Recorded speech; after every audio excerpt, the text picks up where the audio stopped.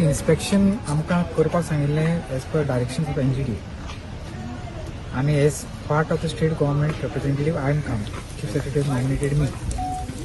Along with me there are persons from the Pollution Control Board, there are people from the one person from the Ministry of Environment and Forest, a scientist has also come. We have, although the petitioners were not a part of the committee, I decided not to take them in the first place. But then after going inside, we decided that because of transparency, let them also come and let them also see what is happening inside. So we will be preparing the report and submitting it to the NGT. Any किती मेळा न्ही अशें तेंची हांव कांय सांगपाक शकना आतां because we will be submitting our report to the NGT. We will be also suggesting whatever measures, what extra measures what they have to take in future, and based on that let NGT take a call.